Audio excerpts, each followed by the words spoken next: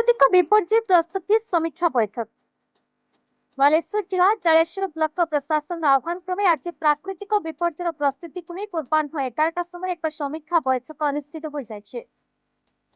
विपर्यय समय यहां किपर मुकाबला करा जाय पारिबो ओ एही समय सरकार को विभिन्न लाइन डिपार्टमेंट रो भूमिका कौन रहिबो से नै बैठक रे विशेष भाव आलोचना होइतला।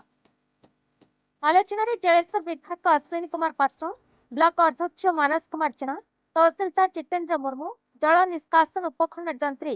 ईरान कुमार बेखरा, टाटा पावर उपखंड जंत्री भुवन मोहन साहू, जल संपद विभाग उपखंड जंत्री प्रियव्रत सिंह, पूर्त विभाग उपखंड जंत्री अविनाश बेहरा, जल निष्कासन ग्राम्य पानीय जल जोगाण और ग्राम्य उन्नयन विभाग कनिष्ठ जंत्री यथाक्रमे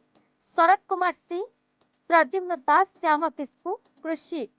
ओफरसे पद्मलोचन बारिक, हाथीगढ़ गोष्ठी स्वास्थ्य केन्द्र पीएचओ फकीर मोहन प्रधान,